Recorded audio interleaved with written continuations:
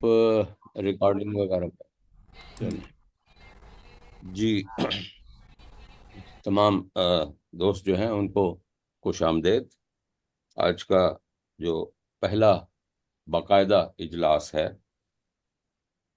वो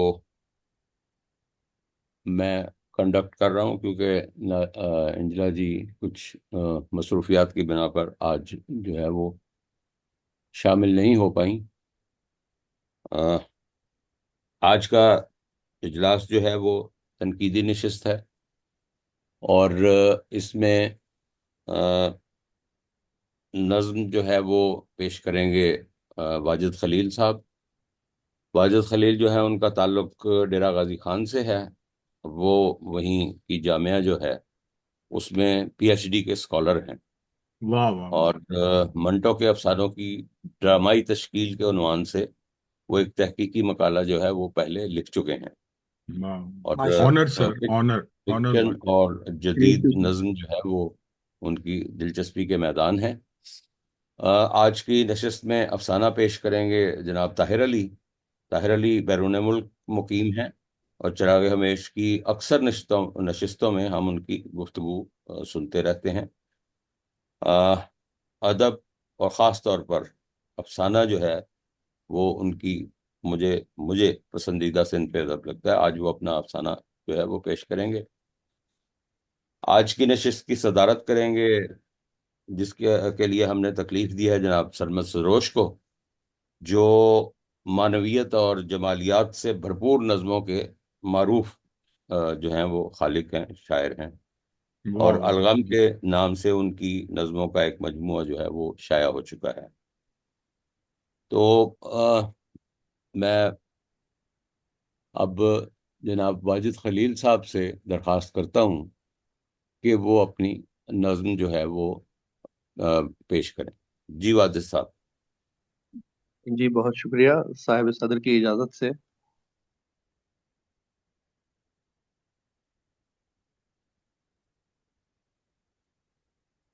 मेरी आवाज़ आ रही है? जी जी, बिल्कुल आ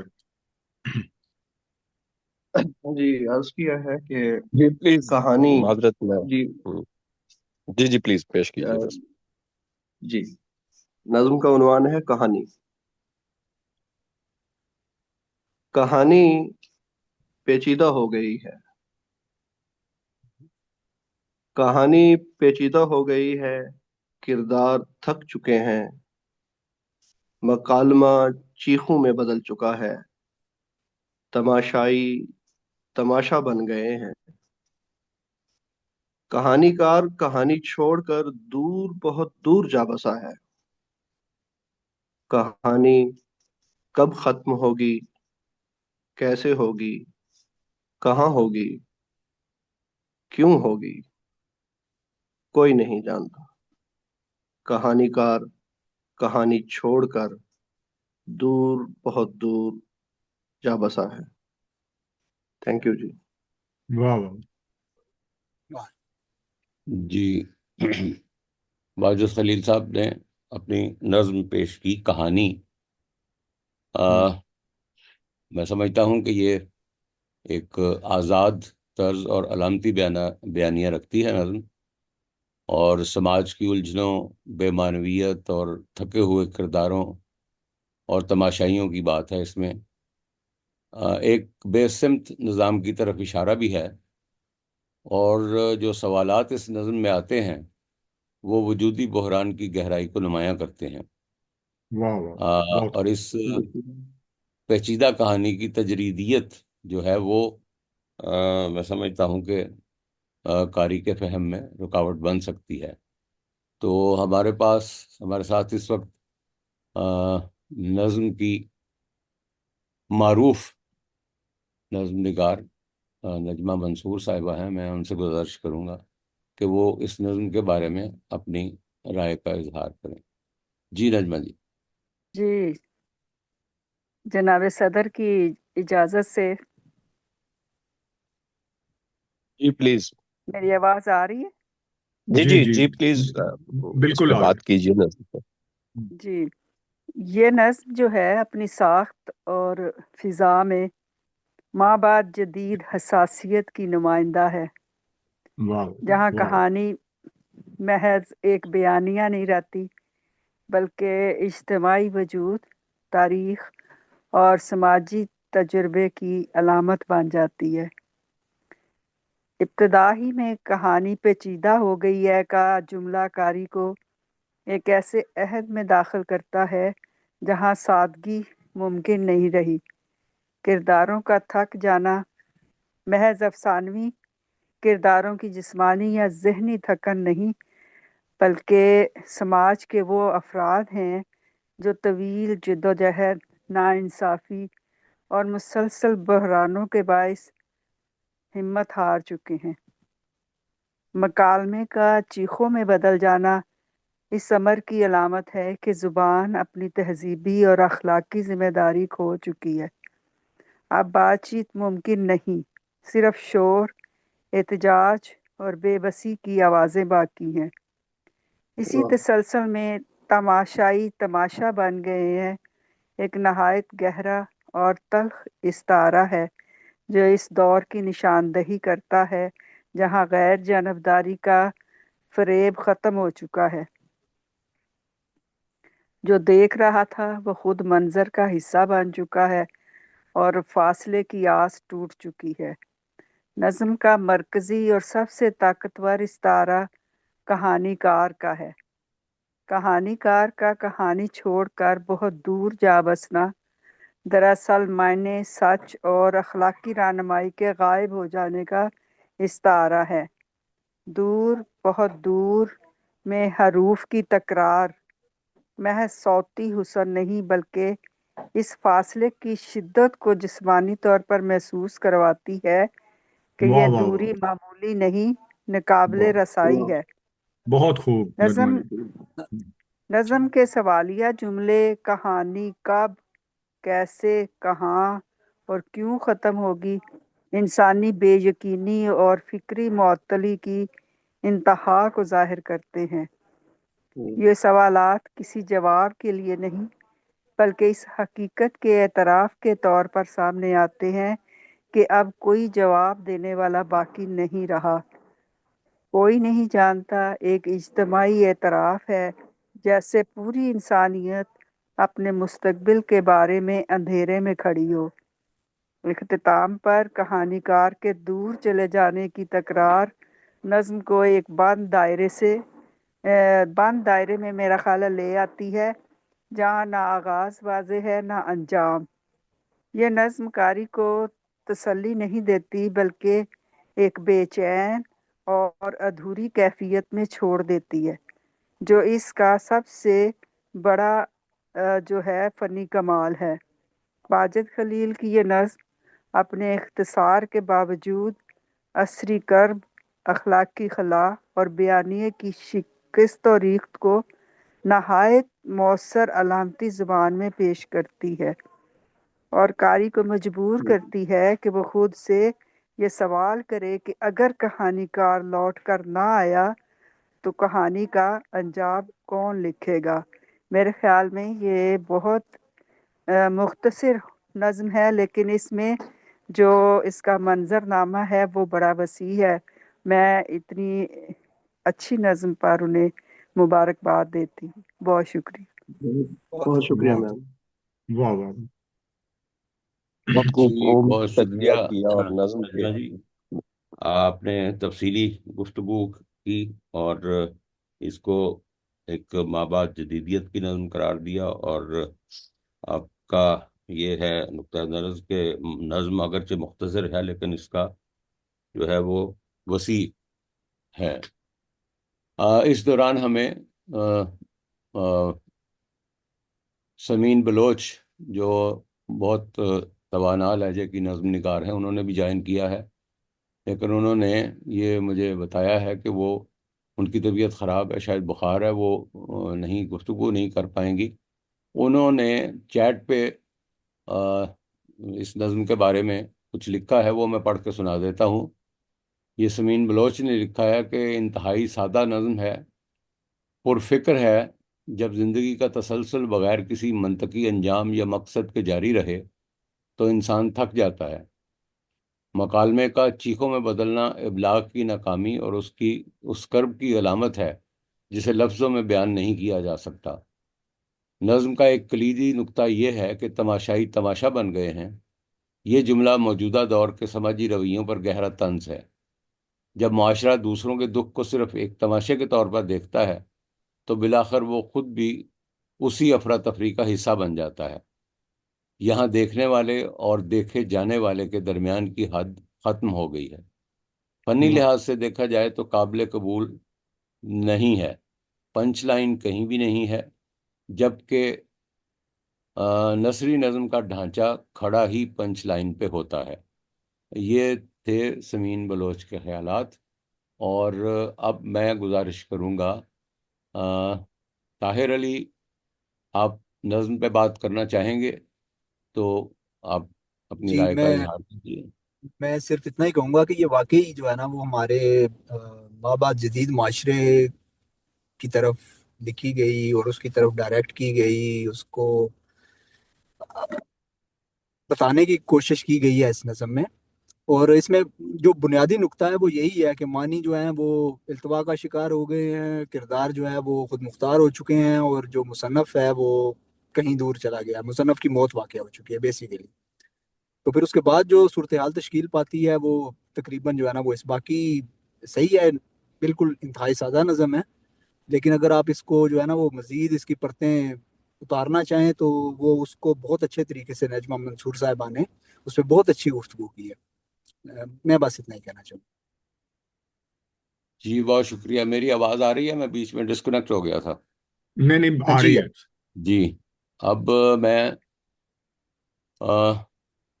معروف افسانہ نگار، مصور، فلم میکر اور نظم گو جناب ممتاز حسین سے گزارش کروں گا کہ وہ اپنے خیالات کا اظہار کریں۔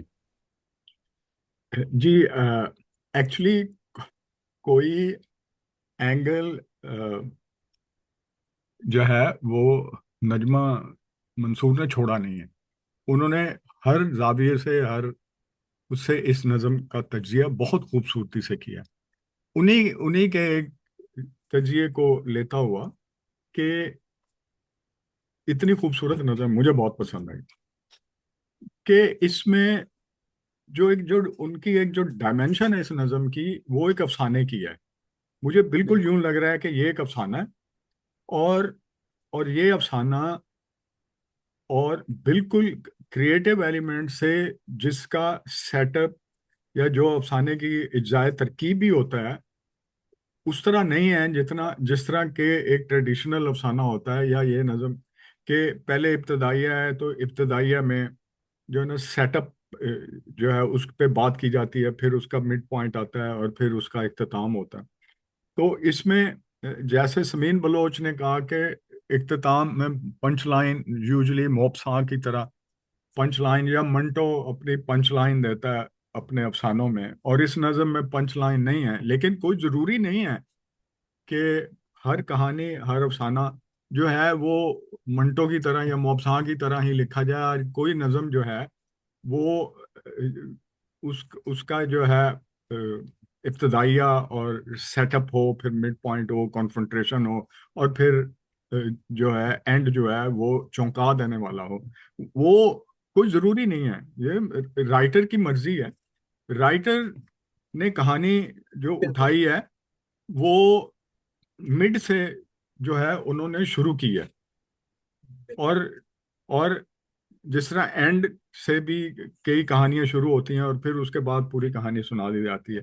میرے پاس بہت ساری مثالیں ہیں۔ مثلا فلم میں یہ ہوتا ہے کہ عدالت بدل گرج رہے تھے، عدالت میں ایک ملزم پیش ہوا اور اس نے عدالت میں کھڑے ہو کے پوری کہانی سنا دی ہے۔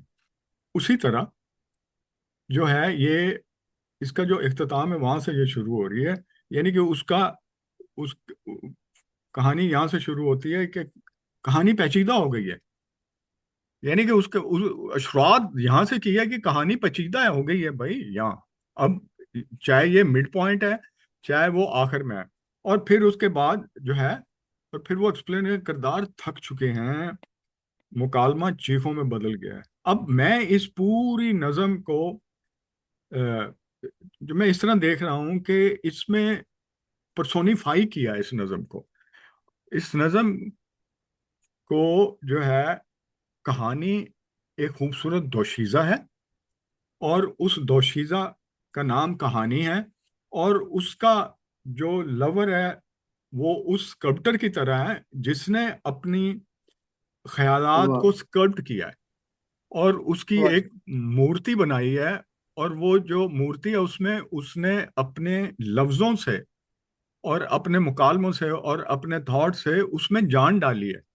और वो जो खूबसूरत दोशीज़ा जो कहानी है, और उस कहानी के ऊपर जो असरात हो रहे हैं, जो उस वो जिस तरह हालात से समझौता कर रही है, हालात को वो कर रही है, उसके ऊपर जो है उस स्कल्प्टर ने, कहानीकार ने वो उसको एक्सप्लेन किया है।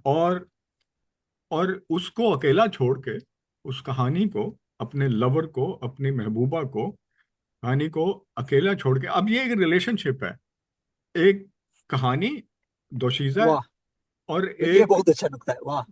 हाँ, और जो राइटर है वो उसका महबूब है। अब इनका रिलेशन देखिए कितनी सेंसिटिव लेवल पे जो है ना शायर ने इन थॉट्स को लेके आए हैं, कि उनका जो रिलेशनशिप है वो रिलेशनशिप जिसके साथ है वो अपनी महबूबा को छोड़ के चले गए हैं, दूर, बहुत दूर जा बसे हैं। और वो हैं, मेरा मतलब कि वो मरे नहीं हैं, क्योंकि एंड उन्होंने कहा है कि दूर, बहुत दूर जा बसा है। अगर वो कहीं और बस गया है तो इट मीन्स ही एग्जिस्ट, लेकिन उसका इससे रिलेशनशिप खत्म हो गया। तो सिंबॉलिकली बहुत मजबूत कहानी मुझे अफसानवी रंग में नज़म को पेश करना, और उन तमाम जो रूल्स होते हैं उनको तोड़ के, जो एक ट्रेडिशनल, तभी हम जो लोग यहाँ इकट्ठे होते हैं, हम वो मुकफ़ा मुसज्जा और वो फालतुन वाला जो वो सारे रूल्स हैं उनको हम तोड़ के हम अपने एक स्ट्रॉन्ग थॉट्स को लेके आते हैं, और हम अपनी नज़म इस तरह पेश करते हैं। मुझे बहुत पसंद आई और मैं बहुत मुबारकबाद देता हूँ जी, बहुत शुक्रिया, वाजिद बहुत खलील साहब शुक्रिया, को, बहुत कि अच्छा, एक बहुत खूबसूरत नज़म है। बहुत झुका अच्छा देना। तजिया, बहुत शुक्रिया, बहुत अच्छा तजिया। बहुत थैंक शुक्रिया। जी थैंक यू बहुत शुक्रिया जनाब मुमताज साहब। थैंक आखिर यू। अफसाना निगार जो है वो नज्म में भी कहानी तलाश कर ही लेता है। आपने बहुत अच्छी खूबसूरत गुफ्तगू की। इस दौरान में हमें शायद डॉक्टर मरियम इरफान ने भी ज्वाइन किया है ये DBMG से। मुझे लग रहा है कि यही है क्या। मरियम इरफान, क्या आप हैं मौजूद? हाँ आपका जी, अस्सलाम वालेकुम। जी जी, जी अस्सलाम वालेकुम, वालेकुम मैं सलाम। ही हूँ। जी, आपने नज्म का मुतालिया कर लिया या सुन ली, तो फिर आप कोई बात करेंगी इस पे? मैं हाँ जी, मैं पढ़ रही हूँ और मैं तज्जिया भी मुझे सिर्फ आप 2-4 मिनट दें, अगर मुझसे पहले कोई सकता है, अगर कोई रह गया है तो बता दें। अभी नहीं, किसी अब और को। आप ही की बारी है। अच्छा आप कीजिए बात, पढ़ लीजिए। अच्छा अच्छा, चले रैंडमली जो चीज़ें मेरे जहन में आ रही थी वो मैं उस पे डिस्कशन कर लेती हूँ कि अभी जैसे मुमताज साहब ने जितनी तशरीह की कर दी है, गुंजाइश तो नहीं रही, लेकिन एक दो चीज़ें जो मेरे जहन में आ रही थी वो मुझे नून मीम राशिद का असलूब वो बहुत याद आया। हालांकि नून मीम राशिद का जो अंदाज़े बयान और अंदाज़े फ़िक्र है वो थोड़ी सी अलामती या उससे बढ़कर वाक़याती तरफ या तारीखियत की तरफ चली जाती है, लेकिन यहाँ पर जो असरी शऊर नज़र आ रहा है, जो चीज़ें नज़र आ रही हैं वो अब जैसे पेचीदा कहानी, उन्वान ही ऐसा है कि आप उसका अंदाज़ा ही नहीं लगा सकते कि ये पेचीदा कहानी किसकी है। आया कि उस शख्स की जो अब इस दुनिया में नहीं है, या वो शख्स जो ज़िंदगी गुजार रहा है और उसको अपने आने वाले वक्त की फिक्र है। पेचीदा कहानी किसकी है? और किरदार थक चुके हैं। यहाँ से लगता है कि शायद शायर कहना चाहता है कि इंसान सारी ज़िंदगी बड़ी मेहनत करता है, बड़े जोखिम उठाता है, और जब वो थक जाता है तो वो सिर्फ बदनी थकावट नहीं होती, एक थकावट आपकी जहन की थकावट है, और जो शख्स जहनी तौर पे थक जाए तो वो मौत के बहुत करीब हो जाता है। थकावट इंसान को बिस्तर तक ही महदूद नहीं करती, बल्कि थकावट आपको उस नहज पर ले आती है जहाँ पर आपको लगता है कि ज़िंदगी अब इससे आगे आपके लिए कोई तदबीर नहीं सोच रही।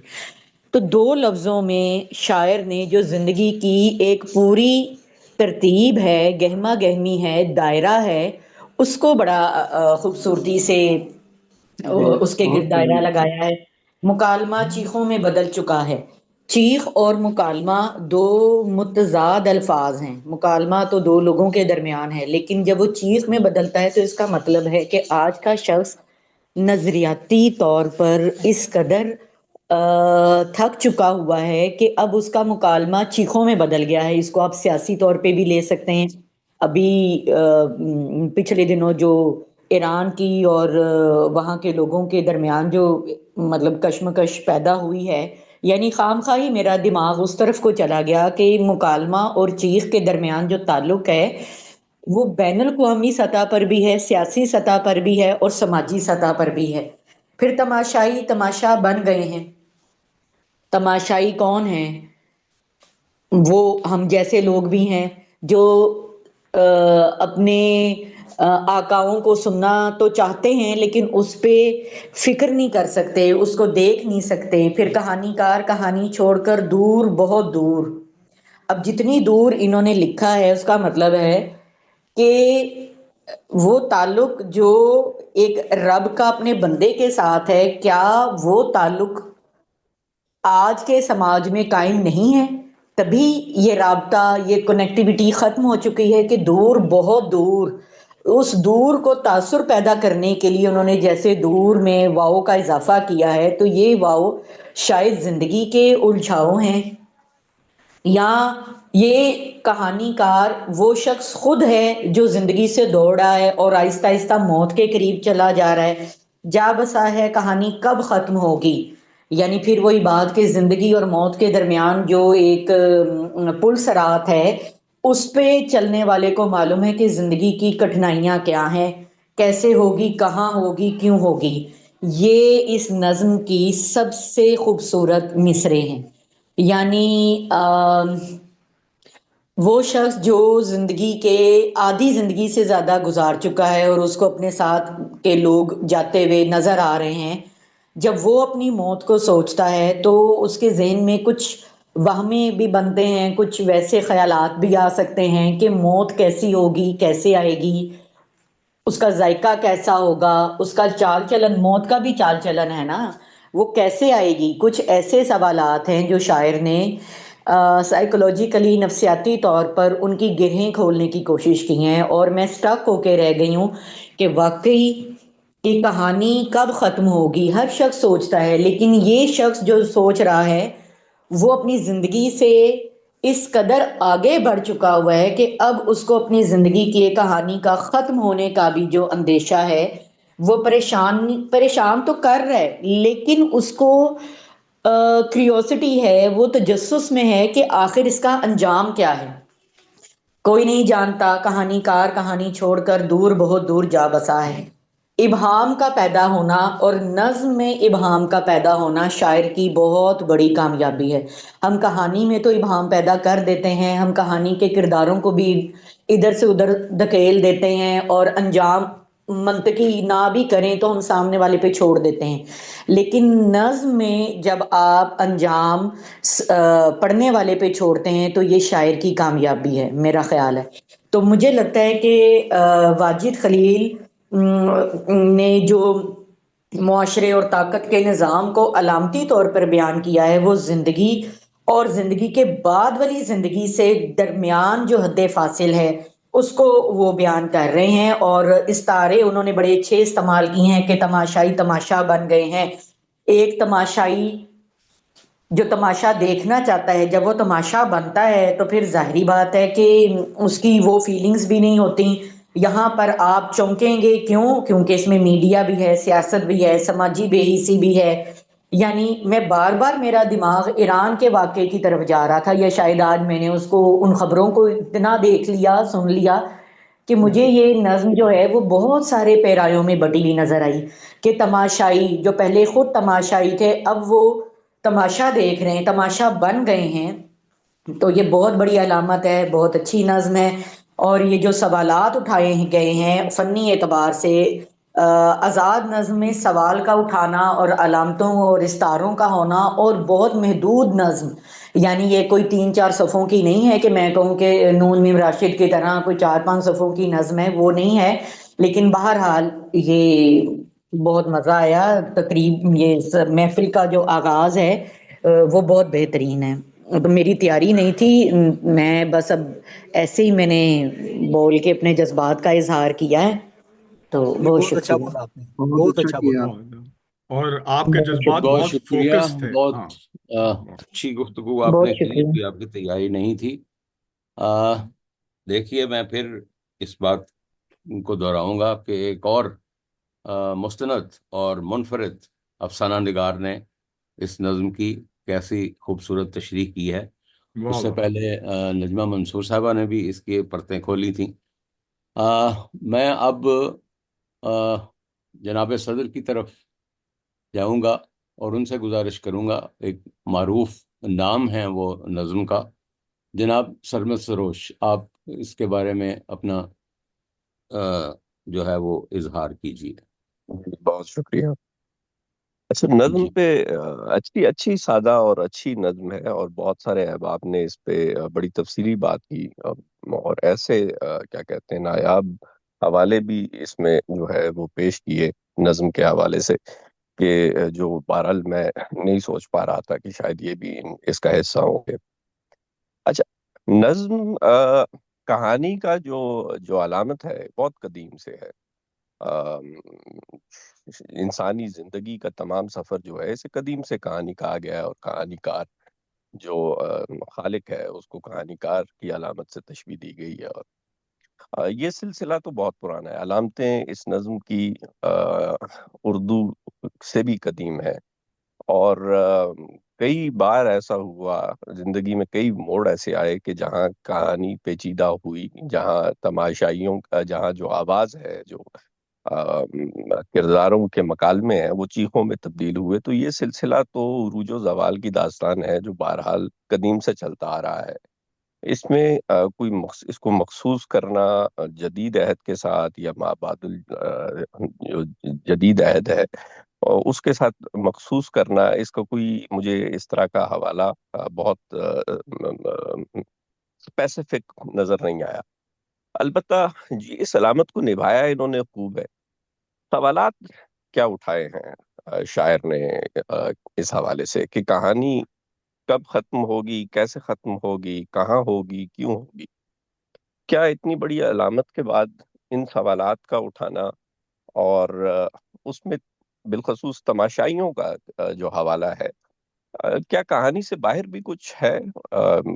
حالانکہ اس کو جو ہے پولیٹیکلی بھی دیکھا جا سکتا ہے، جو زمینی خدا ہے وہ بھی ایک کہانی تشکیل دے رہے ہیں، تو اس علامت کو اس حوالے سے بھی دیکھا جا سکتا ہے. لیکن میں اسے ابتدائی آفرینش سے جو کہانی چلی آ رہی ہے اس حوالے سے دیکھنا چاہوں گا.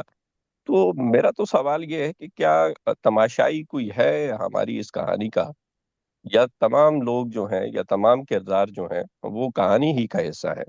اور کہانی کار کا کہانی چھوڑ کے دور ہو جانا، یہ بھی جو ہے میں سمجھنے کی کوشش کر رہا ہوں. کیا خدا مر گیا ہے والا جو ایک مشہور جملہ ہے، کیا واہ اس واہ واہ. تناظر میں اس کو جو ہے وہ دیکھا جانا چاہیے؟ لیکن شاعر نے بہرحال خدا کو کہانی سے دور ہو جانا، تو کہانی کار تو ہمیشہ کہانی سے دور ہی ہوتا ہے. کیا اس سے مراد یہ ہے کہ کہانی خود مکتفی ہو گئی ہے، کردار جو ہیں وہ آزاد ہو گئے ہیں؟ اس سے مراد کیا ہے؟ میں یہ سمجھنے کی اب تک کوشش کر رہا ہوں، اور احباب کی گفتگو سے بھی اندازہ لگانے کی کوشش کر رہا تھا کہ کہانی خود مکتفی نہیں ہے، کہانی ایک جبر ہے. کہانی انسانی زندگی کا وہ جبر ہے جو طے شدہ ہے. کیا ہم اس کہانی کار کا دور ہو جانے سے مراد یہ ہے کہ ہم اس جبر سے جو مکتوب ہے، جو لکھا گیا ہے، اس سے آزاد ہو گئے ہیں؟ تو ایسا تو نہیں ہے. تو اس کا مطلب ہے کہ کہانی کار جو ہے وہ اب موجود ہے، کہانی کا وہ حصہ کبھی تھا نہ کبھی رہا ہے. تو کہانی البتہ یہ حوالہ ہے. اس کے علاوہ جو ہے مکالموں کا چیخوں میں تبدیل ہو جانا، یہ بڑا اچھا جملہ ہے. جو صورتحال اس وقت جاری ہے، اور شاید مکالمہ چیخوں میں جب تبدیل ہوتا ہے اور کردار تھکنے لگتے ہیں تو وہ کہانی کا کوئی کلائمیکس ہوتا ہے. آپ افسانہ نگار بھی یہاں موجود ہے. اینڈنگ پہ چیزیں جو ہے وہ بہتر ہونے لگتی ہیں عموماً ایک روایتی کہانی کی.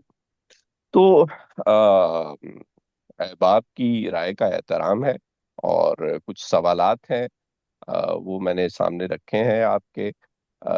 اس پہ مزید جو ہے وہ یہ جو انتہائی بنیادی علامت ہے، اس کو مزید جو ہے سوالات کو بہتر انداز میں اور بڑے سوالات کو ان علامتوں میں اٹھایا جا سکتا تھا، لیکن جو سوالات ہمارے سامنے آئے ہیں وہ بھی بہت اچھے ہیں. اور میں داد بھی دیتا ہوں واجد خلیل صاحب کو. بہت شکریہ. بہت شکریہ. جی بہت بہت بہت اچھا شکریہ سم جناب اپ ہوا ہے اسد. جی، بہت آپ اچھا نے سم اپ ہوا. مکالمے کا چیخوں میں بدلنا جو ہے اسے ایک پرانا تسلسل قرار دیا، اور آپ نے کہا کہ نظم کی علامتیں خوب نبھائی گئی ہیں، اور کہانی جو ہے وہ ہمیشہ وہ انسان کی زندگی کا ایک جبر ہے. اب میں گزارش کروں گا افسانہ نگار جناب طاہر علی سے، وہ اپنا افسانہ جو ہے وہ پیش کریں. جی طاہر علی صاحب. جی السلام علیکم.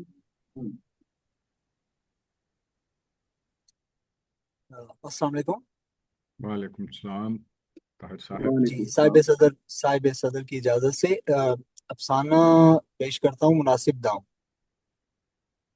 جناب علی. فٹ پاتھ پر اس کی دنیا صرف 3 فٹ بائی 4 فٹ پر محیط تھی. ایک پلاسٹک کی چٹائی جس کا بچھنا یا سمیٹ لیا جانا ایسا ہی تھا جیسے کسی دکان کا شٹر اٹھایا یا گرایا جاتا ہے.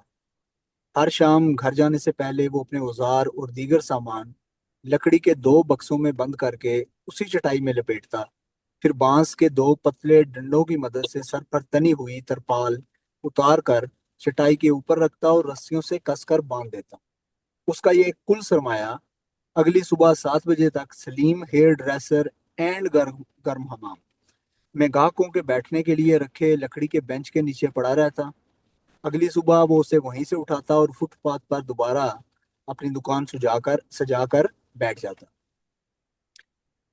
اس کی دکان کی ترتیب کبھی نہیں بدلتی تھی.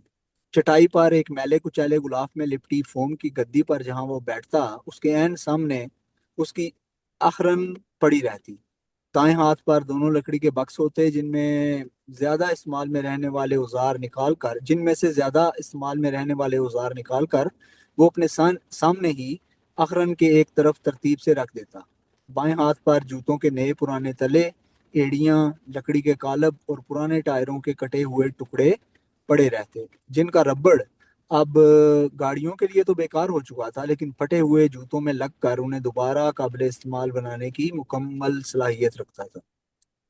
بائیں ہاتھ پر ہی تھوڑا ہٹ کر ایک چھوٹا سا بوسیدہ بورڈ بھی چند اینٹوں کے سہارے کھڑا رہتا جس پر جلی حروف میں درج تھا دین محمد مورچی. ہر قسم کے جوتوں کی مرمت مناسب داموں میں کی جاتی ہے. وہ اس جگہ پر پچھلے 20 برسوں سے بیٹھ رہا تھا اور گویا اس فٹ پاتھ اور اس بازار کا ایک اہم جز بن چکا تھا. اسے کوئی تنگ نہیں کرتا تھا فٹ پاتھ پر بیٹھنے کے لیے کوئی کرایہ نہیں مانگتا تھا. سلیم نائی نے بھی کبھی اس کا سامان اپنی دکان میں رکھنے کے لیے اس سے معاوضہ طلب نہیں کیا. ہاں البتہ بوقت ضرورت اس کے جوتوں کی مرمت اور پالش وہ بلا معاوضہ کر دیا کرتا تھا. پولیس آئے روز فٹ پاتھوں پر سجی دکانوں اور ریڑھی بانوں کے خلاف کارروائی کرتی. کئی ایک کو علاقہ بدر کرتی، کئی ایک کا سامان ضبط کرتی، کئی پیسے دے کر معاملات طے کر لیتے، اور کوئی زیادہ ہٹ درمی کا مظاہرہ کرتا تو اسے تھانے کا چکر تک لگانا پڑ جاتا. لیکن دینوں کے ساتھ ایسا کبھی نہیں ہوا تھا. اس کی فطری نرمی، خوش اخلاقی، معاملہ فہمی اور ہونٹوں پر دائمی سجی مسکراہٹ نے کبھی یہ نوبت آنے ہی نہیں دی. مقامی تھانے کے ایس ایچ او سے لے کر سپاہی تک سب کے بوٹ وہ مفت پالش کرتا تھا. وہ ایسا کرنے کے دوران میں جب وہ اس کے سامنے اپنے دل کی بڑاس نکالتے تو خندہ پیشانی سے سر جھکا کر سنتا رہتا اور بیچ بیچ میں بس اتنا کہتا جی پھر یہ تو ہے نا۔ اپنے گاہکوں کے ساتھ بھی اس کا رویہ ہمیشہ مثالی رہتا، لیکن اپنے خود ساختہ ان کہے اور ان سنے پیشہ ورانہ اصولوں پر اس نے کبھی سمجھوتا نہیں کیا تھا۔ سوموار کا دن عموماً ہفتے کا سب سے مصروف دن ہوتا، بازار کی رونق اپنے جوبن پر رہتی اور اس دن دینو معمول سے زیادہ چوکنا رہتا، کیونکہ اس کا خیال تھا کہ اکثر غیر معمولی واقعات اسی دن پیش آتے ہیں۔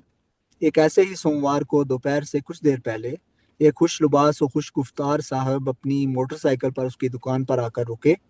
فطری طور پر دینو کی نظر سیدھی ان کے جوتوں پر پڑی۔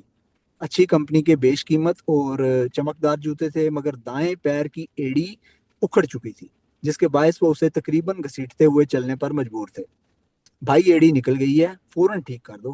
صاحب کا لہجہ نرم مگر جلد بازی کا عکاس تھا۔ دینوں نے جوتا ہاتھ میں لیا اور اسے ایسے گھما گھما کر دیکھنے لگا جیسے نظروں ہی نظروں میں اس کا ایکس رے کر رہا ہو۔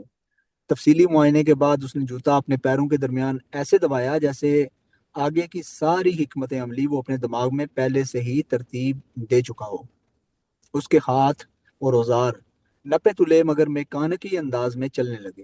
تھوڑی ہی دیر میں جوتا تیار تھا۔ صاحب نے جوتا پہنا، تھوڑا سا آگے پیچھے چل کر اس کی آزمائش کی اور مکمل اطمینان کر لینے کے بعد بولے، تو کتنے پیسے ہوئے؟ 100 روپے۔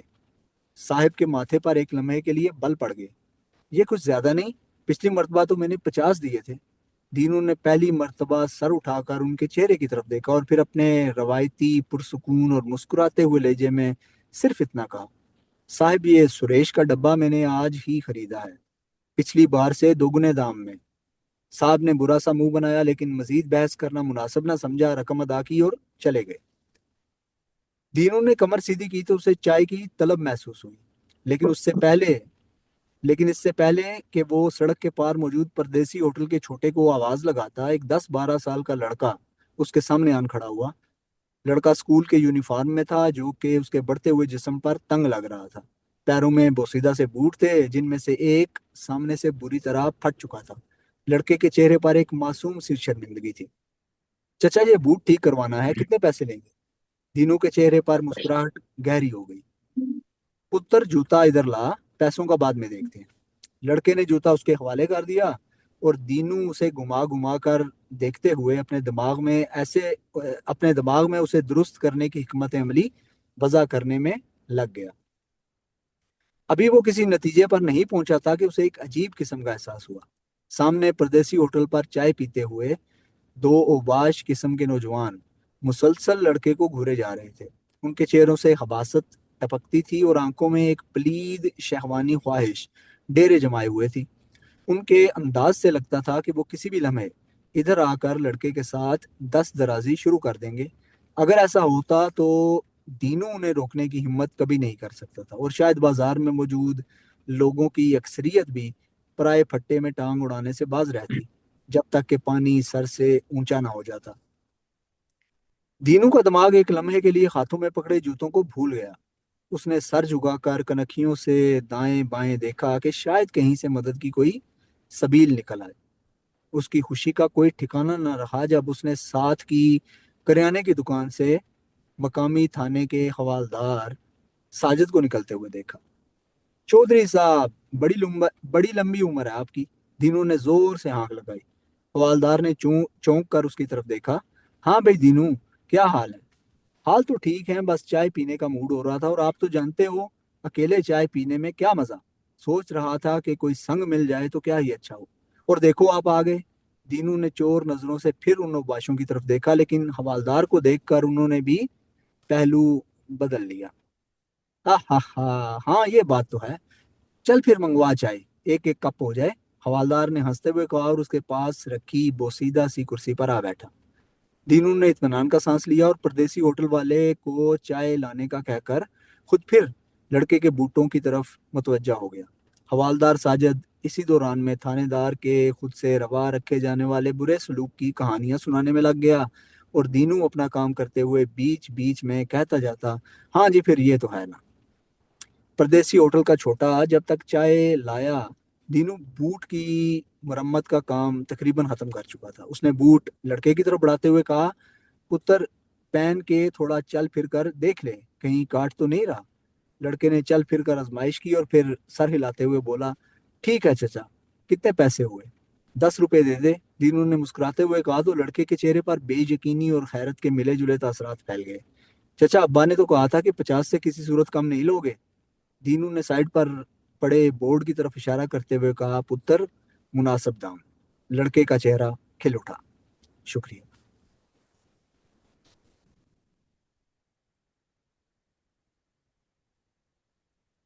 جی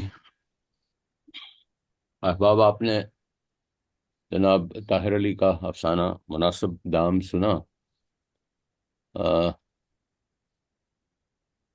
میں اس دوران ڈاکٹر مہر زیدی نے بھی ہمیں جوائن کر لیا ہے۔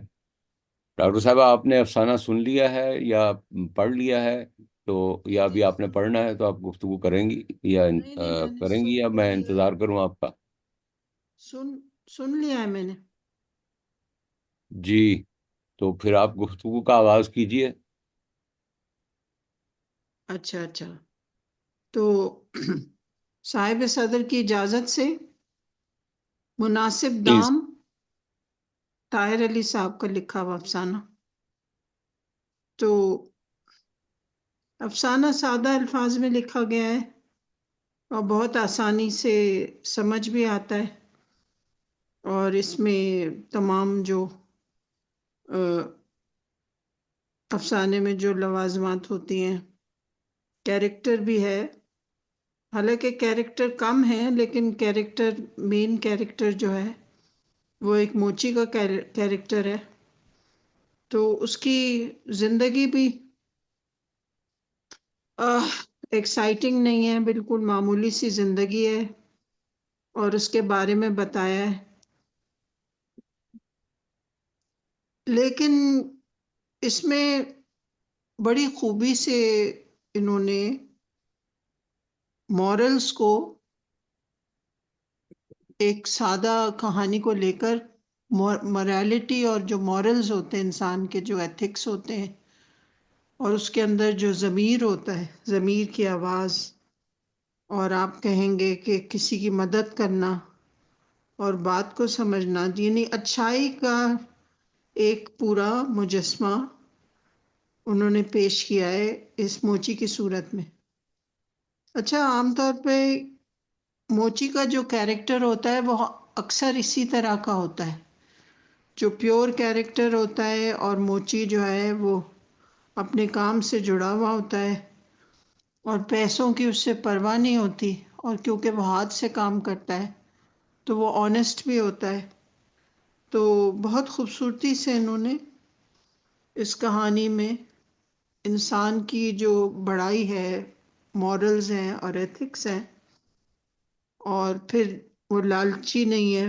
دیکھیے، اس نے اس بچے کو مقدم رکھا کہ اس سے زیادہ پیسے نہیں لیے،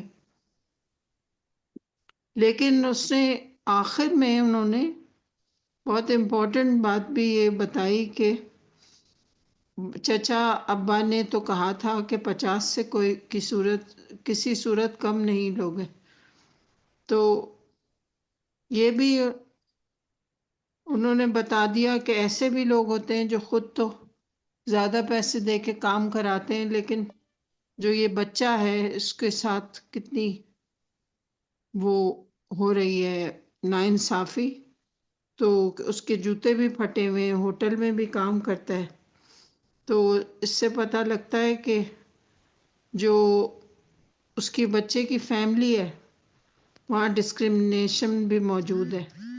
تو اچھا لگا افسانہ، آسان ہے، سننے میں بھی آسان تھا، پڑھنے میں بھی آسان ہے، اور لیکن اس کے اندر ایک جان ہے، قوت ہے۔ تھینک یو سو مچ۔ جی بہت شکریہ ڈاکٹر مہر زیدی، افسانے پر اپنے خیالات کا اظہار کر رہی تھی۔ انہوں نے مورلز کی بات کی۔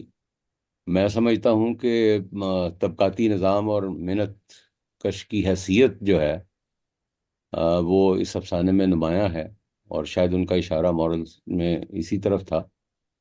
اب دینو موچی جو ہے اس کا پورا سرمایہ 2 لکڑی کے بکسے اور ایک پرانی چٹائی پر مشتمل ہے، اور اس کے پاس جو پیداوار کے ذرائع ہیں جسے ہم سورسز آف پروڈکشن کہتے ہیں، اس کے اپنے چھوٹے اوزار وہی ہیں، اور وہ بھی اپنے لیے نہیں بلکہ دوسروں امیر گاہکوں اور پولیس کے لیے کام کرتا ہے، اور اس کی محنت کا زیادہ تر معاوضہ اس کے پاس نہیں رہتا۔ امیر گاہک کا 100 روپے دینے پر اعتراض اور پچھلی بار 50 روپے دینے کی بات جو ہے وہ جاگیردارانہ سرمایہ دارانہ ذہنیت کی عکاسی لگی ہے مجھے، کیونکہ وہ محنت کش کی حقیقی قدر کو تسلیم نہیں کرتے۔ اب اس میں جو غریب لڑکے کا جوتا مرمت کر کے 10 روپے پر اکتفا کرنا ہے، میں سمجھتا ہوں یہ کسی حد تک طبقاتی یکجہتی کی علامت بنتا تو ہے، لیکن افسانے میں مجھے نظر نہیں آیا کہ لڑکے سے 50 روپے طلب کیے گئے تھے۔ یہ اس کے باپ کا خیال تھا، اور پھر سوموار کے دن غیر معمولی واقعات کا ہونا یہ بھی وضاحت طلب ہے۔ افسانے میں ایسا کوئی واقعہ نظر نہیں آیا۔ دور کھڑے لڑکوں کی نیت بھانپ لینا بھی غیر جو ہے وہ مجھے وہ جو ہے کچھ غیر منطقی غیر واضح ہے، اور کیا واقعی وہ بدنیت تھے یا محض دینوں کا خیال تھا؟ اور حوالدار کا اچانک نمودار ہونا یہ ایک شعوری جو ہے نا ساختیاتی تشکیل ہے۔ یہ افسانہ مجھے کچھ 100 سال پہلے لکھے جانے والے فکشن کی طرح کا لگا ہے۔ بہرحال میں اب گزارش کروں گا ڈاکٹر مریم عرفان سے، انہوں نے ہاتھ بھی بلند کیا ہے۔ جی مریم صاحبہ۔ راشد صاحب، آپ نے تو بولنے کی گنجائش نہ وہ رہنے نہیں دی، یعنی جو پوائنٹس میرے ذہن میں تھے آپ نے بڑی خوبصورتی سے ان کو بیان کیا ہے۔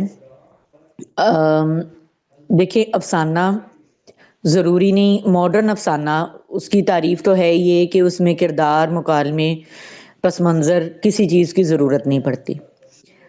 آپ نے جو یہ پوائنٹ اٹھایا کہ یہ آج سے کوئی 100 سال پہلے لکھا جاتا، پریم چند کے دور میں لکھا جاتا، تو شاید اس پہ بہت سے مضامین بھی لکھے جا سکتے تھے اور بات بھی ہو سکتی تھی۔ موجودہ زمانے کا یہ افسانہ، آپ جب ہم افسانے کی ڈیفینیشن کرتے ہیں تو ہم کردار بھی اپنے معاشرے سے ہی اٹھاتے ہیں، اور موچی کا کردار آج تک میں نے جتنے بھی موچی دیکھے ہیں، یا موچی کا جو کردار ہے، گاؤں دیہات کے موچی تو عام لوکل ذات کے لوگ جو ہیں، معمولی کام کرنے والے افراد، وہ یہ کام کر رہے ہوتے ہیں۔ لیکن شہروں میں جو موچی ہیں وہ زیادہ تر آپ کو شمالی علاقہ جات سے آئے ہوئے لوگ ملیں گے۔ تو یہاں تو افسانہ نگار کو اپنے کرداروں سے واقفیت نہیں ہے، یا ان کے ذہن میں یہ ہے کہ کہانی اور افسانہ دونوں ایک جیسی چیزیں ہیں، تو آپ ان کو کسی بھی طرح سے لکھ سکتے ہیں۔ مناسب دام کس چیز کے مناسب دام ہے؟ کیا یہ دینوں جو ہے اس کی خلوص کے مناسب دام ہے، یا جو اس سے کام کروا رہے ہیں اور اس کو اس طرح سے اوبلائج نہیں کر رہے، اپریشیٹ نہیں کر رہے، تو یہ کس چیز کے مناسب دام ہے؟ یہ میری مطلب اگر آپ اس کو اخلاص بھی کہتے ہیں تو یہ کیسا اخلاص ہے جو صرف ایک ہی طرف ہو رہا ہے، دوسری طرف ہے ہی نہیں؟ اور کہانی پڑھتے ہوئے بالی ووڈ کی، لالی ووڈ کی وہ تمام فلمیں آپ کے ذہن میں آ جاتی ہیں کہ جس میں ایک سوچا سمجھا واقعہ ہوتا ہے، ایک ویلن ہے، ہیرو ہے، اور تھوڑی دیر بعد لڑائی ہے۔ یہاں پر آپ کی والی بات دوبارہ دہراؤں گی کہ پیر کا دن جو ہے وہ کوئی بھی واقعہ، نامناسب واقعہ رونما ہو سکتا ہے۔ وہ کیوں ہو سکتا ہے بھائی؟ ہم جنگل میں رہتے ہیں، یا یہاں جنگل کا قانون ہے؟ پاکستان کے کس شہر میں پیر والے دن غیر معمولی واقعات زیادہ ہوتے ہیں بنسبت باقی ایام کے؟ تو یہ چیز، پھر ایک یہ کہ بچے کی عزت خطرے میں ہے۔ یعنی میں تو اس بات کو سمجھنے سے قاصر ہوں کہ کیا ہم اس دور میں داخل ہو چکے ہیں کہ جہاں پر ابتذالی نقطہ نظر بہت قوی ہو سکتا ہے یا ہو گیا ہے۔ ایسے واقعات معاشرے میں ہوتے ہیں، میں ان سے انکار نہیں کرتی، لیکن اس کی بیک گراؤنڈ ہوتی ہے. اگر وہ بچہ ان کی نظروں میں ہے، نظروں کی زد میں ہے، تو افسانہ نگار کا کام تھا کہ تھوڑا سا کچھ اس میں کوئی ٹویسٹ پیدا کرتا تاکہ اندازہ ہوتا کہ یہ بچہ ان کو، وہ اس بچے کو پہلے سے جانتے ہیں، وہ ان کے محلے کا ہے، گلی کا ہے، کہاں کا ہے وہ بچہ. اس کی عمر مجھے پڑھنے میں تو مجھے نہیں اندازہ ہو سکا کہ وہ کتنی سال کا ہے، یا مجھ سے نہیں پڑھا گیا. تو بہرحال اس بچے کو ان کا دیکھنا یہ بتا رہا ہے کہ معاشرہ اب اپنے اخلاص سے بہت دور ہو گیا ہے، اور وہ جو موچی ہے وہ اس کو باقاعدہ جیسے بچانا چاہیے وہ ویسے نہیں بچا رہا. وہ 1857 والے زمانے میں چلا گیا ہے، اور وہ باتوں میں آواز اونچی کر کے اور باتوں میں لگا کے حوالدار آ گیا، تو اس کے ساتھ وہ باتیں کر رہا ہے. تو مطلب یہ کوئی بچوں کی کہانی تو ہو سکتی ہے، لیکن اس کو افسانہ بنانے کے لیے جن عناصر کا ہونا ضروری ہے، بہت معذرت، اس میں وہ عناصر نہیں ہیں. مجھے اس پورے افسانے میں اگر لوگ کہتے ہیں کہ خلوص ہے، تو وہ صرف دینوں کا چھوٹا سا خلوص ہے. وہ اشتراکی تنظیم والوں کو لگتا ہوگا، یا وہ معاشرے میں جو اتنی بڑی بڑی ناانصافیاں ہو رہی ہیں اس میں اس کے 50 اور 100 روپے والا واقعہ جو ہے وہ کسی کے دل پہ اثر کرتا ہوگا. میرے دل پہ دینوں نے کوئی اثر نہیں کیا، کیونکہ اگر دینوں اخلاص کا منبع ہے تو پھر تو وہ بھوکا ہی مر جائے گا.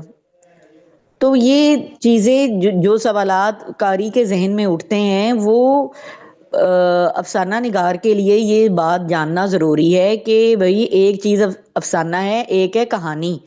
یہ کہانی ہے، یہ افسانہ نہیں ہے. یہ آپ کسی بچے کو سنا سکتے ہیں مورل ویلیوز کے حساب سے، اخلاقی قدروں کے، عزت اور تکریم کے حساب سے، لیکن آپ اس کو افسانہ نہیں گن سکتے. اس کے لیے آپ کو افسانے جیسا ماحول بنانا بہت ضروری ہے. سارے افسانے میں شروع سے لے کے تقریباً وہ جب تک وہ لڑکوں کو چھیڑ خانی نہیں ہو رہی وہاں تک وہ دینوں کے اوزار، دینوں کی باتیں، یعنی پڑھنے والا لگتا ہے کہ جوتے میں بیٹھا ہے اور ساری چیزیں اس کے آمنے سامنے ہو رہی ہیں، لیکن وہ کون سی چیزیں ہیں وہ بھی نظر نہیں آ رہی. تو بہت معذرت کے ساتھ میں ذہنی طور پہ ذرا میں منتشر ہوئی ہوں، کیونکہ مجھے اس میں کہانی کے عناصر تو لگتا ہے کہ ہوں گے.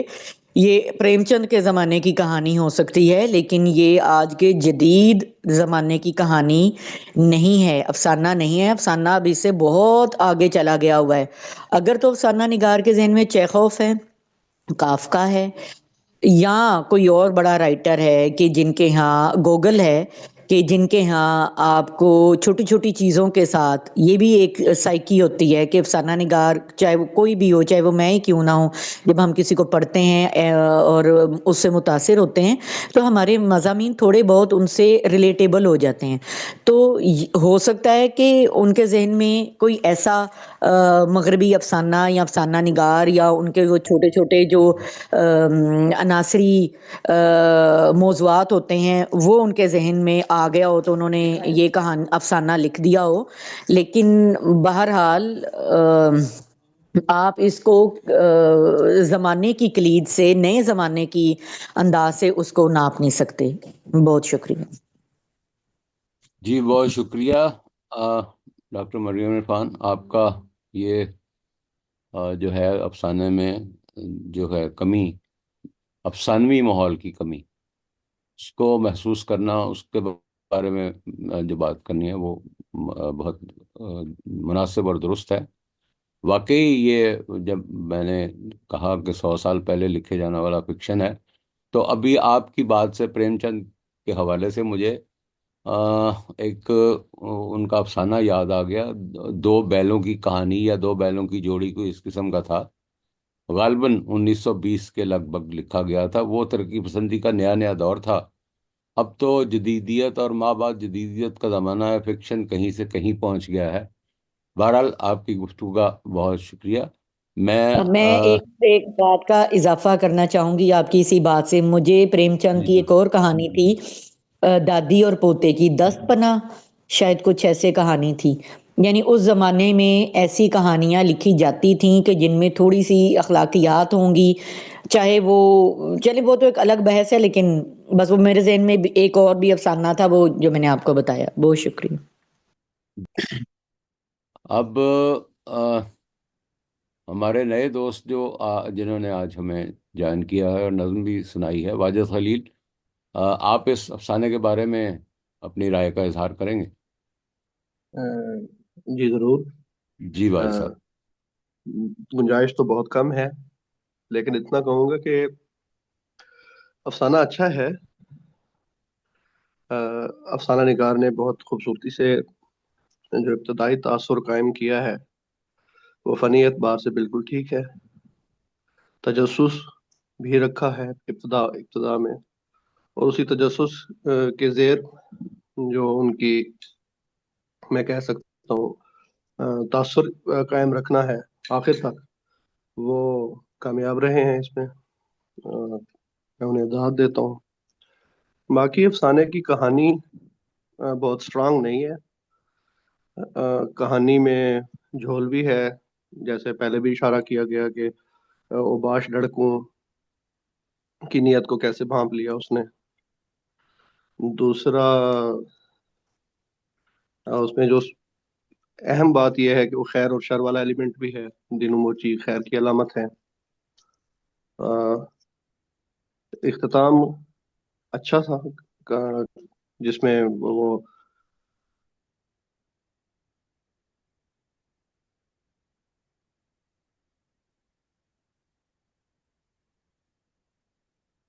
جی واجد صاحب، آپ رک گئے یا بات مکمل ہو گئی آپ کی؟ مجھے لگتا ہے انٹرنیٹ کا کوئی مسئلہ ہوگا، وی ہاں، لاسٹ۔ چلیں ان کی بات مکمل ہو گئی۔ انہوں نے بھی اس افسانے میں جو ہے وہ جھول جو ہے اس کی بات کی ہے۔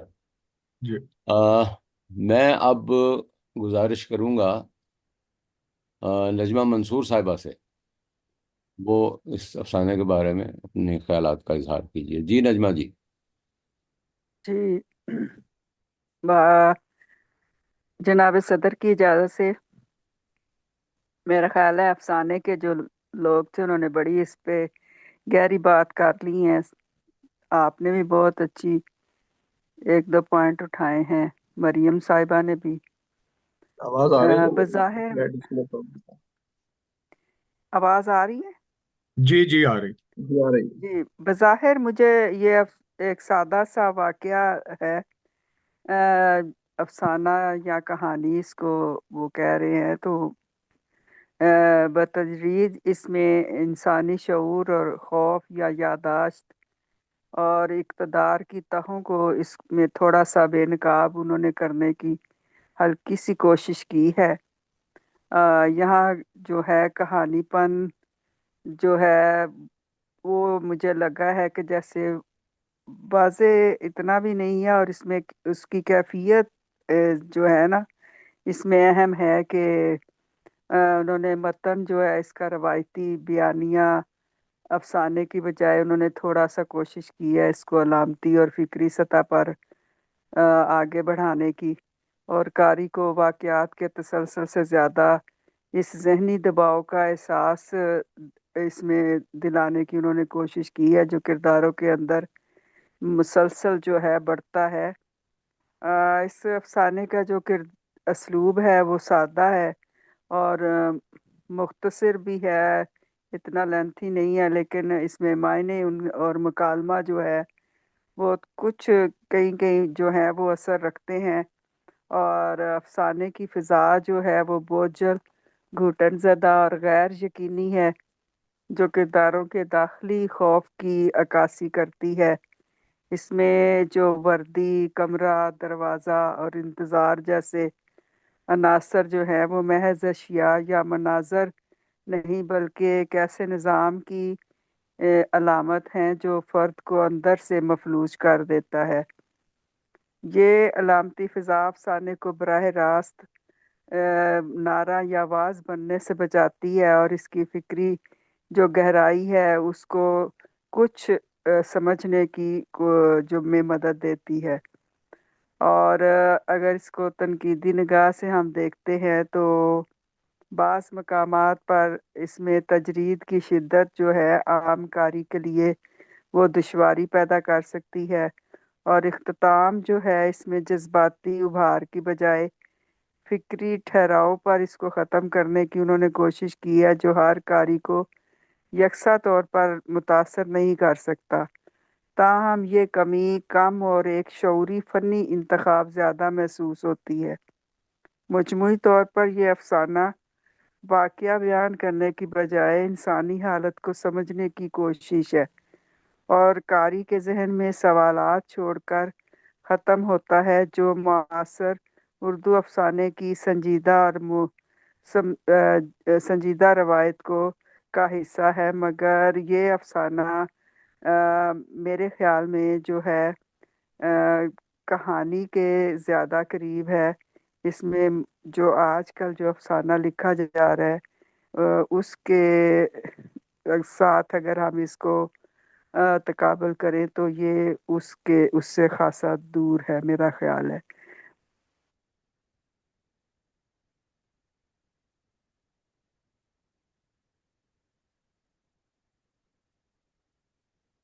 جی نجمان جی، آپ جی جی، انہوں نے اینڈ کر دیا۔ بات ہو گئی آپ کی؟ آپ ہاں جی، انہوں نے بھی اس کے اختتام کے حوالے سے جو فکری ٹھہراؤ ہے اس کی بات کرتے ہوئے کہا کہ یہ ہر قاری کے لیے نہیں ہوتا۔ میں اب اس دوران ہمیں کامران مغل صاحب نے بھی جوائن کیا ہے۔ خوش آمدید کامران مغل۔ اب میں گزارش کروں گا،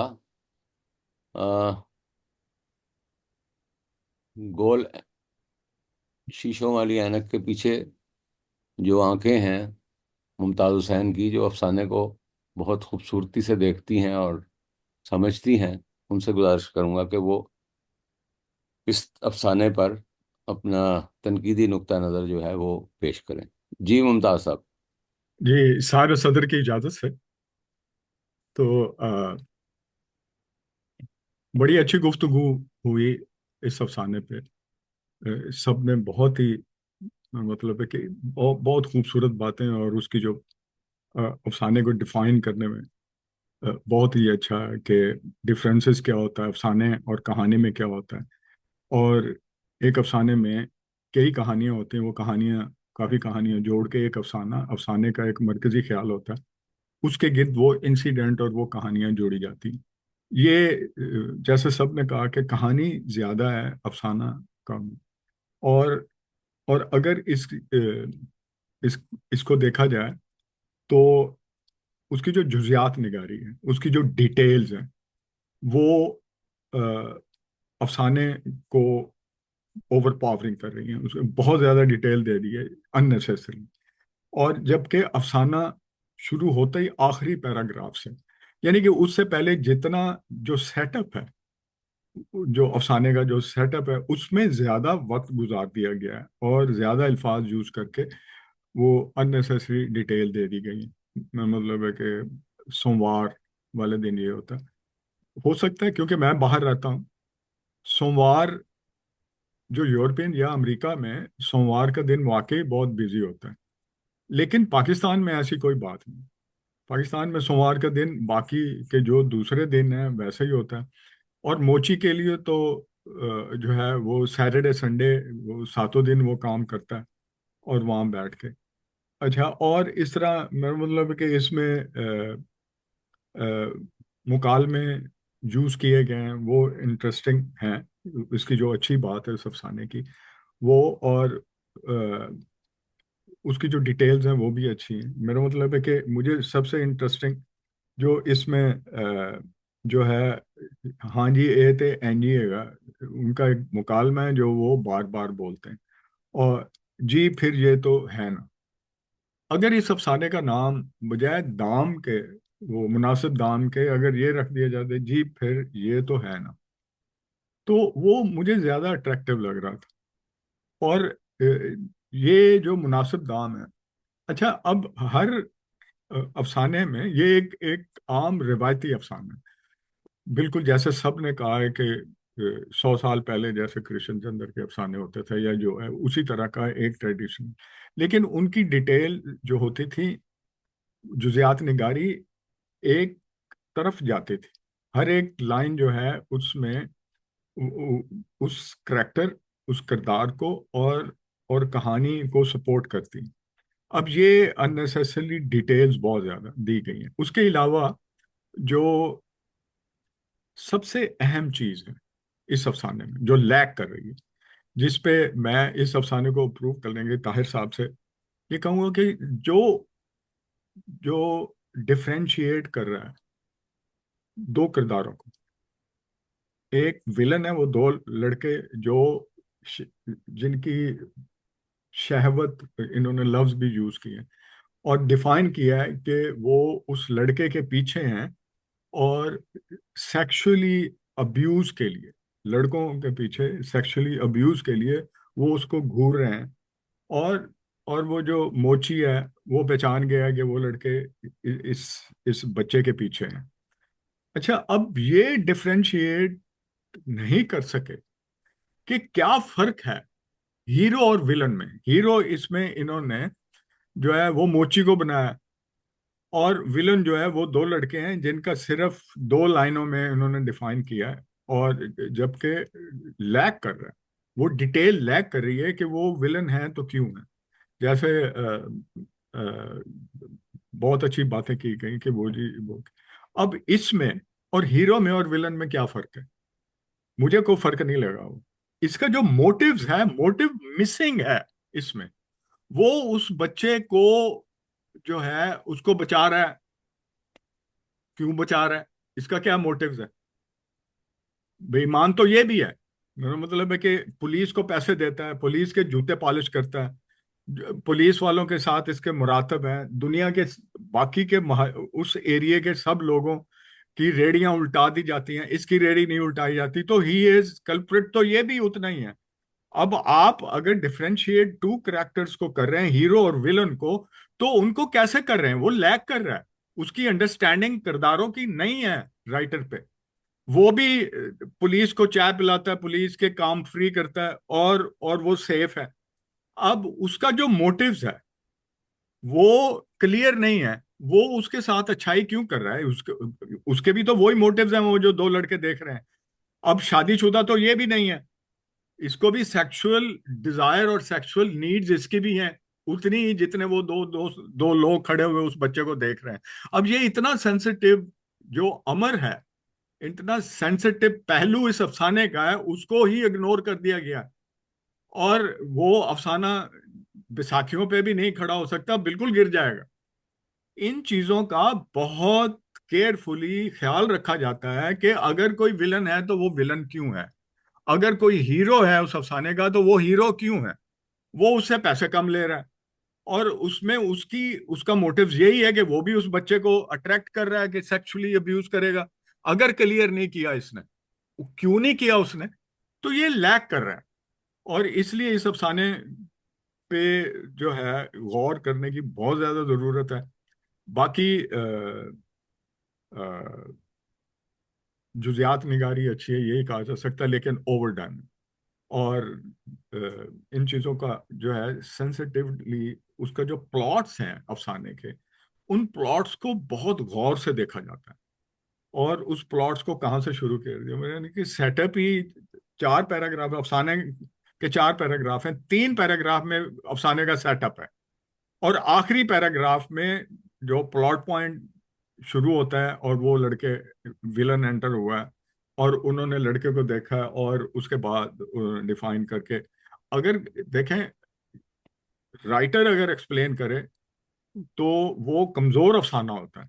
जबकि उसकी कहानी एक्सप्लेन कर रही हो और उसको ये कहना ना पड़े कि जी ये एक मज़ाहिया अफसाना है या ये एक अच्छा अफसाना है, बजाय राइटर कहे कि जी ये जो है वो ये है। तो the most sensitive things which is a missing, वो मोटिव्स है उस मोची का।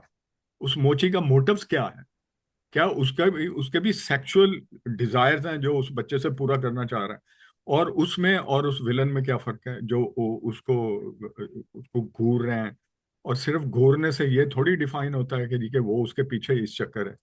वो ये भी तो हो सकता है उसका बचाव चोरी करना या मैनी अदर वो चीजें। तो ये काफी चीजें लैक कर रही हैं। तो मैं इसी के साथ ही खत्म करूंगा अपने इस criticism. Thank you so much.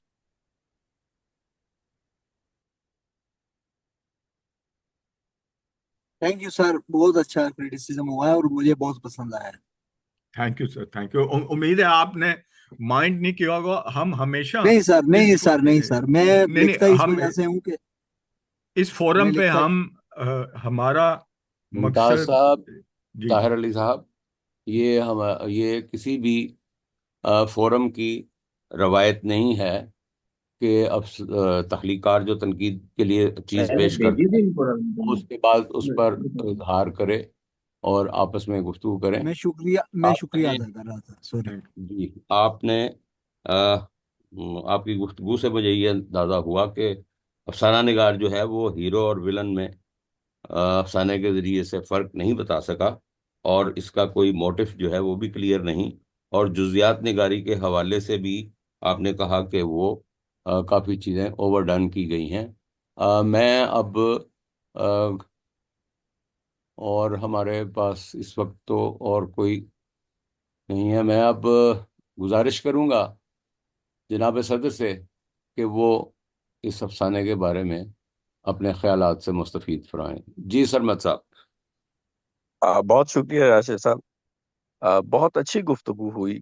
जो अफसाने पे अमूमी गुफ्तगू हुई कि कहानी और अफसाने के हवाले से जो उसके पैरामीटर्स हैं उनके हवाले से देखा गया, और मैं बहुत सारे अहबाब से मुत्तफिक हूँ कि जिस एंगल से उन्होंने अफसाने को देखा वो वाकई कहानी या एक वाक़े का बयान जो है वो बन के रह जाता है। उसके जो अफसाने के पैरामीटर्स हैं, उसके जो लवाजमात हैं, वो इसके अंदर पूरे होते हुए हमें नजर नहीं आते। लेकिन एक पहलू पे मैं गौर कर रहा था जो इस कहानी को अफसाना बनाता है, और बड़ा अच्छा अभी मुमताज साहब ने उस पे बात की कि मैं भी सोचता आ रहा था कि ये जो इसको लिखा गया है जिस तरह, और जिस तरह जुजियात निगारी के साथ और जिस सलीके के साथ इसको लिखा गया है, ये मुमकिन नहीं है कि राइटर को, क्योंकि मैंने कहा इनका पहला अफसाना भी कोई नहीं पढ़ा हुआ, लेकिन बहरहाल जो तहरीर का उसलूब है वो बता रहा होता है कि जिसने लिखा है उसने अफसाना पढ़ रखा है, वो जानता है कि अफसाना किस तरह से लिखा जाना चाहिए। लेकिन वो जो अफसाने का एक खास ट्विस्ट होता है, एक खास उसके अंदर कजिया होता है, वो कजिया यहाँ के कहाँ है। और इस पहलू की जिसकी मुमताज साहब ने निशानदेही की है, मैं इसी पे बात करना चाह रहा था कि वो तो उसके अंदर मौजूद है लेकिन वो वाजे नहीं कर सके। बहुत अच्छी गुफ्तगू मुझे लगी मुमताज साहब की कि उन्होंने जुजियात निगारी के हवाले से जो बात की है, और ये बात बिल्कुल दुरुस्त है कि इस अफसाने की जो जुजियात निगारी है वो अच्छी है, लेकिन वो अफसाने के जो मरकजी कजिया है उसके साथ मेल नहीं खाती, और यूं वो एक इजाफी चीज बन के रह जाती है। तो मुझे कतन भी कोई इससे प्रॉब्लम नहीं है जदीद अफसाने के अंदर जिस तरह जुजियात निगारी को बिल्कुल छोड़ दिया गया। वो जुजियात निगारी जो है वो किसी कदर अच्छी भी लगती है, लेकिन बात यह है कि वो अफसाने के असल कज़िये के साथ उसकी उसकी मानवियत में इजाफा करे। बेवजह की डिटेल्स जो हैं वो जबकि इस अफसाने के अंदर ये मसाला बहरहाल मौजूद है कि इसकी जो इब्तिदाई सारी डिटेल्स हैं वो अफसाने के असल कज़िये की जानिब कुछ इशारा नहीं करती बल्कि उल्टा गुमराह करती हैं, क्योंकि उसका किरदार इस तरह से बिल्ड कर देती हैं मोची का कि जो आखिरी जो उन्होंने छोटा सा ट्विस्ट देने की कोशिश की है उसकी जानिब ज़हन नहीं जाता। ये असल बात है कि हमारे मुआशरे के अंदर अगर किसी से आप कम पैसे ले रहे हैं या पैसे नहीं ले रहे और वो बच्चा है, और वो बच्चा भी ऐसा है जिसका उन्होंने डिस्क्रिप्शन दी है और बताया भी है कि जब वो आया तो उसकी मुस्कुराहट और गहरी हो गई, तो एक जो हिडन मोटिव है वो वहाँ पे बनता हुआ नजर आता है। और फिर जो मुनासिब दाम है, दाम भी जू मानवियत रखने वाला लफ्ज है जिसकी जानिब उसने उन्होंने इशारा किया है। और इससे पहले जो वो गुजर के गया है वो उसे बताता है कि आज ही मैं जो है वो उसका बॉन्ड का नया जो है डब्बा लेकर आया हूँ सुरेश का। اور قیمت جو ہے وہ پہلے سے بھی 2 گنا ہو گئی ہے، اور بچے سے جو ہے وہ پہلی قیمت سے بھی گرا کے 10 روپے لیے جا رہے ہیں۔ ایسے معاملات میں تو آپ 10 روپے بھی جو ہے وہ اگر نہ لیتے تو اور شاید واضح ہو جاتا۔ تو میں سمجھتا ہوں کہ جہاں تک میں بھی پہنچ پایا ہوں، افسانے کا قضیہ یہی ہے کہ اس میں ہیرو کوئی نہیں ہے۔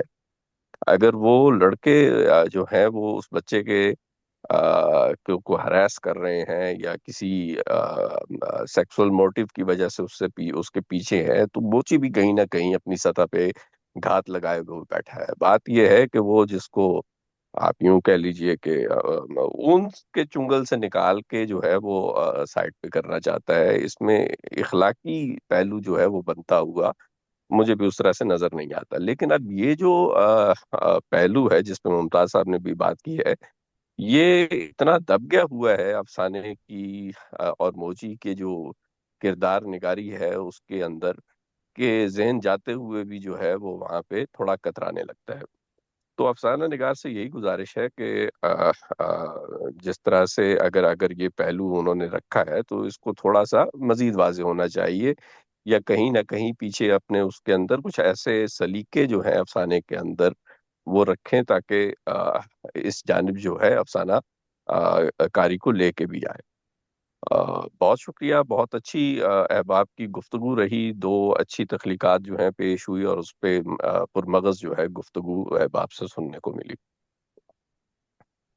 جی بہت شکریہ جناب صدر، آپ کی گفتگو سے ہمیں اندازہ ہوا کہ جو ایک آپ نے الگ طریقے سے بات کی ہے، الگ اینگل سے، کہ جو ٹوسٹ دینے کی کوشش کی ہے افسانہ نگار نے اس میں انہیں کامیابی نہیں ہوئی، اور بہت سے پہلو جو ہیں وہ کردار نگاری میں ہی دب گئے ہیں۔